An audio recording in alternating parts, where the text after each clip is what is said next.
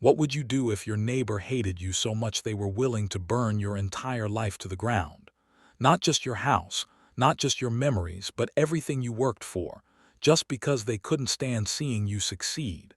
That's exactly what happened to Marcus Wright. His home went up in flames.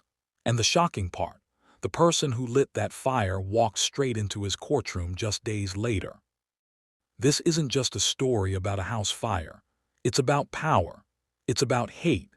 It's about how far someone will go when they feel like they own a neighborhood, and how one man's patience was pushed past the breaking point. Marcus thought he'd found the American dream. A good job, a nice house in the suburbs, a place where his kids could ride their bikes and feel safe. But from the first week, his dream turned into a nightmare. His neighbor, Linda Prescott, didn't just dislike him, she wanted him gone. And when HOA rules didn't scare him away, she reached for something darker. Who was Marcus Wright? Marcus Wright wasn't the type of man who looked for trouble. At 42 years old, he'd already fought battles that most people couldn't imagine. He grew up on the south side of Atlanta, raised by a single mother who worked 2 jobs to keep food on the table. Money was tight, but what they lacked in wealth, they made up for in grit. Marcus excelled in school. Teachers noticed how sharp he was, how he could argue a point and back it up with facts even as a teenager. By the time he was 18, he had one goal: become a lawyer. He wanted to fight for people who didn't have a voice. Fast forward 2 decades and Marcus had done it. He worked his way up as a public defender, fighting for people who couldn't afford big-shot attorneys. The pay wasn't glamorous, but the work mattered. And eventually, his reputation as a fair and relentless defender of justice earned him a seat as a county judge. He wasn't rich, but he was stable. Married to Denise, with 2 kids, Jamal, 12, and Kayla, 9. All he wanted was a safe place for them to grow up. That's when he found Maplewood Estates. Maplewood Estates was one of those neighborhoods developers like to advertise with shiny brochures. Brick homes lined up neatly, kids playing outside, neighbors waving from their driveways. It was the kind of place that promised peace of mind. But behind the glossy picture was an iron fist, the HOA, and at the center of that HOA was Linda Prescott. Linda was 57 years old, retired early after her husband passed, with plenty of time on her hands and no shortage of opinions. Blonde bob haircut, sharp tongue, and a personality that made people whisper behind her back. She wasn't just president of the HOA, she was the HOA. Every meeting, every rule, every fine went through her. If she liked you, life was easy. If she did, she'd bury you in violation letters until you broke. When Marcus and his family moved in, they were excited. Denise decorated the porch with potted plants, Jamal set up his basketball hoop by the garage, and Kayla begged to walk to the neighborhood pool. But within days, Marcus got his first letter. HOA notice, violation of trash policy. Your trash bins were visible from the street after collection day. Please correct this immediately to avoid fines. Marcus laughed it off. Okay, rules are rules, he thought, but then came another letter. HOA notice, lawn maintenance. Your grass is over 4 inches high. This does not comply with community standards. Marcus checked. His lawn was maybe half an inch taller than his neighbor. Strange, but fine. He cut it again. Then came the mailbox complaint. Then the basketball hoop notice. Then the non-standard flower pots warning. It was endless. Denise tried to brush it off. Maybe she's like this with everyone, she said. But when Marcus started asking around, the truth came out. His neighbors hadn't gotten a single violation in months. Some hadn't gotten one in years. But Marcus, he was getting them weekly. At the next HOA meeting, Marcus showed up to confront it. The community room was packed with about 30 people, folding chairs lined up, the smell of coffee and paper handouts filling the air. Linda stood at the front like she was running Congress. She read off the agenda, smug and self-assured. When the floor opened for questions, Marcus raised his hand. "Can you explain why I've received more violation letters in 1 month than most people here have in years?" he asked. The room went silent. Linda adjusted her glasses and said, "We hold everyone to the same standards.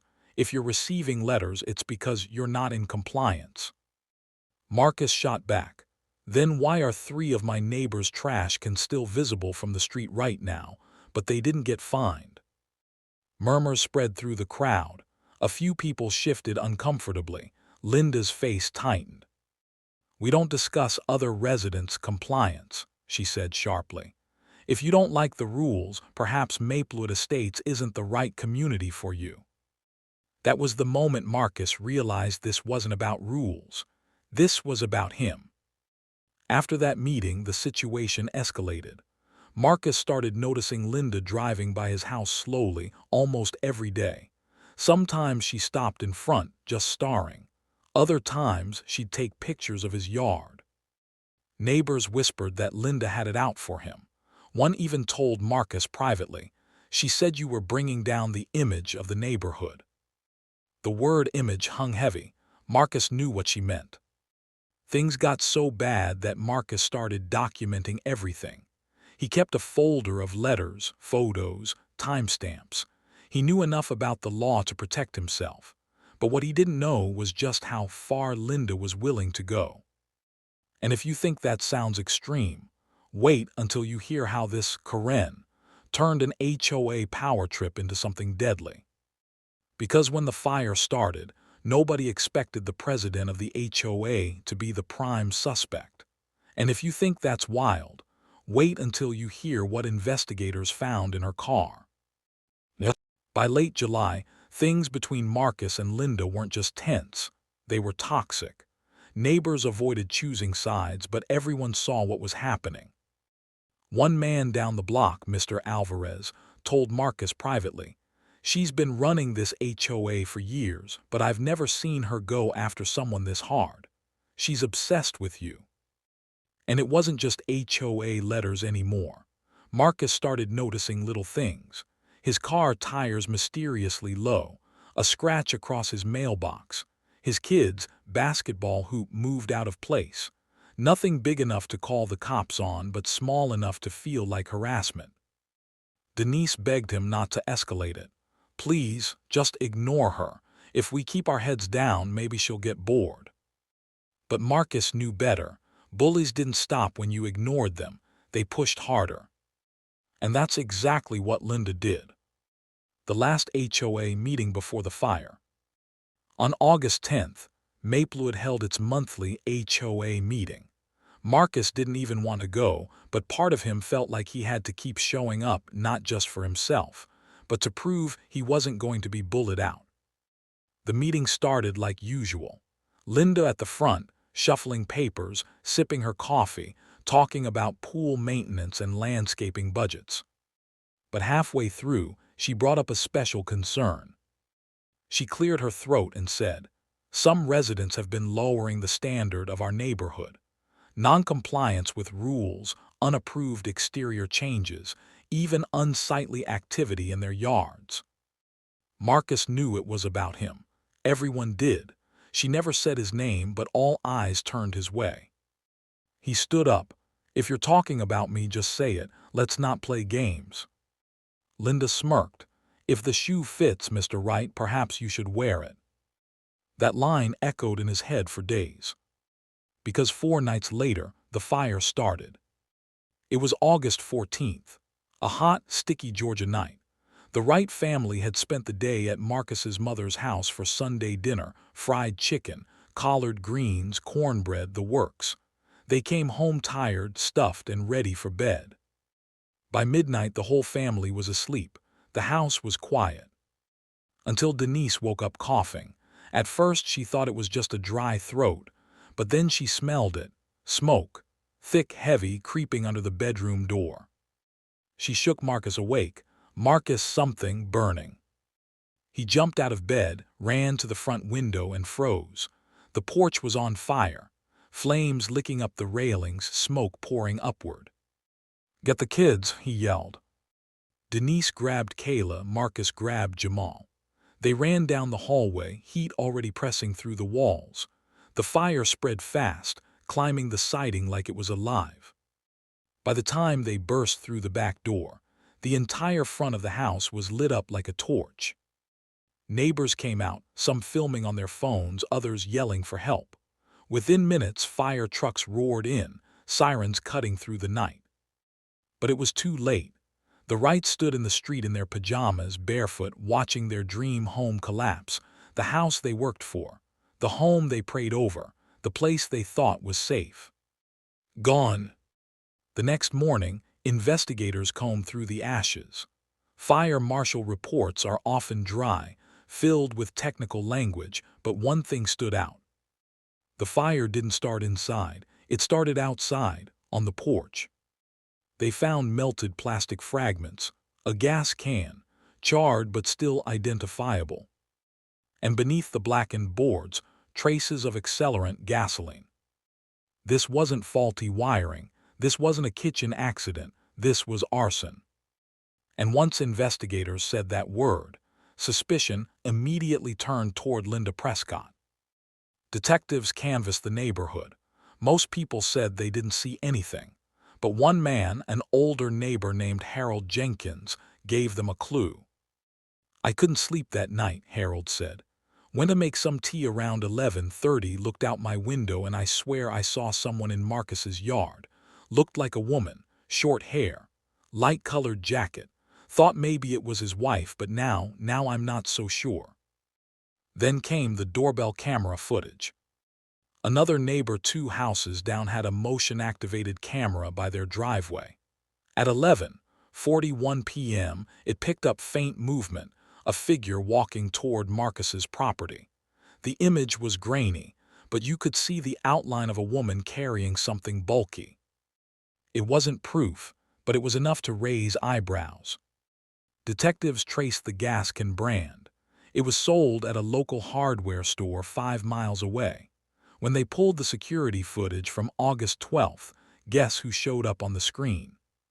Linda. Clear as day, standing at the counter with a gas can in her hand. She paid cash, but her face gave her away. Investigators now had motive and evidence. They subpoenaed Linda's phone records. At 11:42 p.m. on August 14th, her phone pinged off a cell tower less than 500 feet from Marcus's house. But according to her earlier statement, she claimed she was home all night watching TV. The records told a different story. On August 20th, just 6 days after the fire, detectives knocked on Linda's door. She answered in her usual crisp way, wearing a pressed blouse, hair done, like she had nothing to hide. But when they told her she was under arrest for arson, her composure cracked. "You've got to be kidding me," she snapped. "Me, you think I burned down his house? This is ridiculous." She tried to argue, tried to say it was all a setup, but the cuffs clicked anyway. And as she was let out, neighbors watched from their windows. Some shook their heads, some whispered, "Finally." Down at the station, detectives questioned her for hours. "Linda, we've got you on camera buying the gas can," one detective said.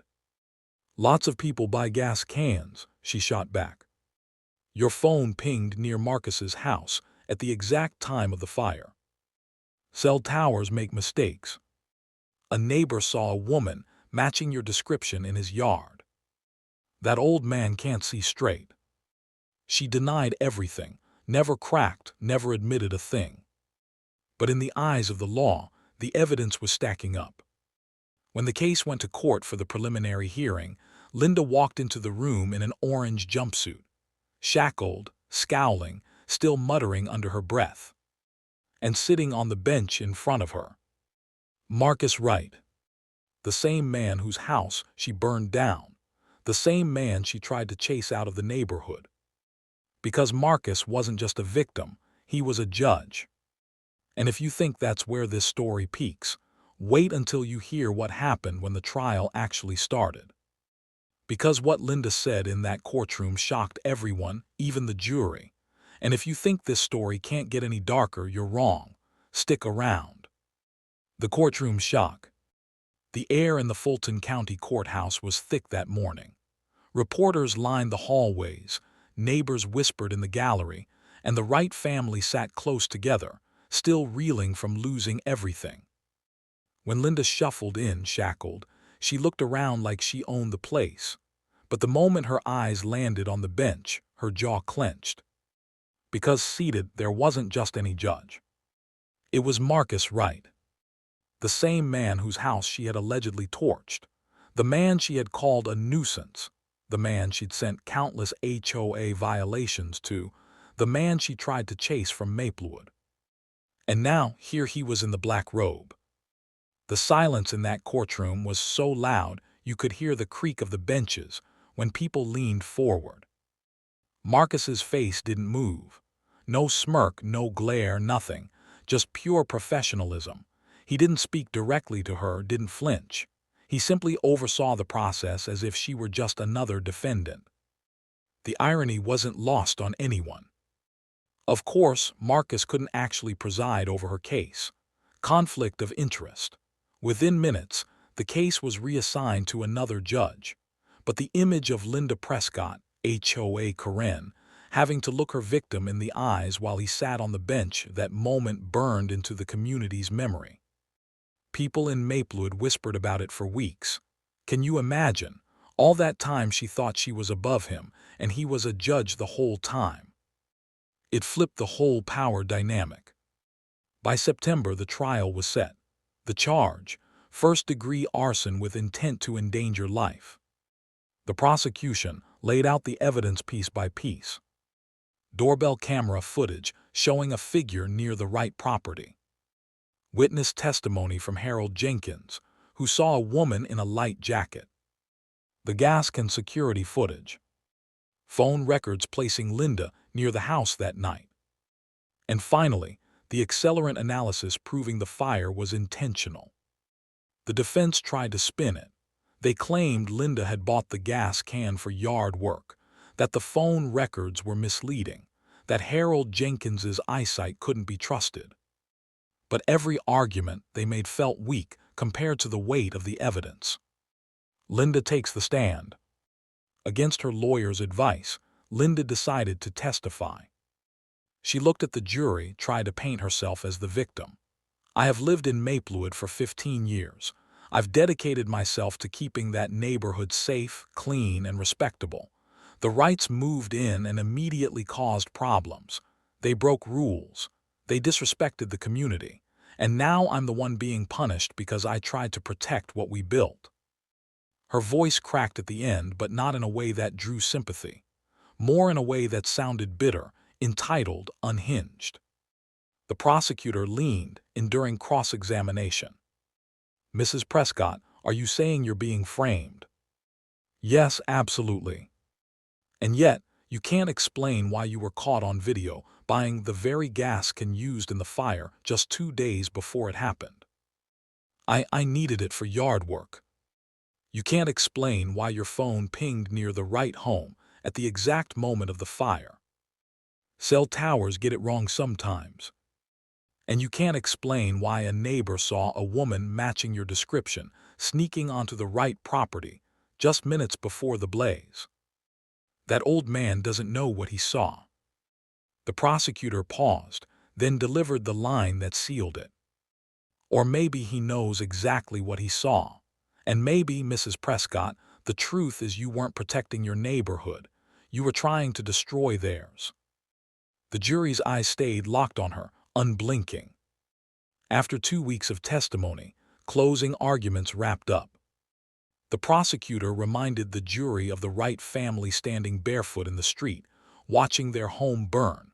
Reminded them of the gas can, the phone records, the witness. Reminded them that arson isn't just property damage, it's attempted murder when a family is inside. The defense tried one last time to paint Linda as misunderstood. She's strict, yes, maybe even harsh, but she's not a criminal. She's a mother, a neighbor, a community leader. The jury deliberated for just under 4 hours. When they filed back in, the courtroom went silent. The foreperson stood and said, We, the jury, find the defendant Linda Prescott guilty of first-degree arson. Gasps filled the room. Denise squeezed Marcus's hand so tight her knuckles turned white. Linda, she sat stone-faced. No tears, no apology, just a cold glare at the Wright family as if even now she still thought she'd been wronged. At sentencing, the judge didn't hold back. This was not just a crime against property. This was an act of hatred, intimidation, and violence against an innocent family. You endangered lives, you destroyed a home, and you did so out of arrogance and spite. Linda Prescott was sentenced to 25 years in state prison, with no chance of parole for the first 12. She was led out of the courtroom in cuffs, the same way she left her home when she was first arrested. But this time there was no protest, no yelling, just silence. The Wrights never rebuilt in Maplewood. They decided they couldn't raise their kids in a neighborhood that had turned into a battlefield. Instead, they moved closer to the city, starting fresh. It wasn't easy. Insurance covered some of the losses, but not everything. They lost photos, heirlooms, pieces of their history. But they gained something too: strength. A reminder that no matter how much someone tried to strip them of dignity, they still stood. Neighbors who once stayed silent reached out after the verdict. Some apologized. Some admitted they were scared to cross Linda before.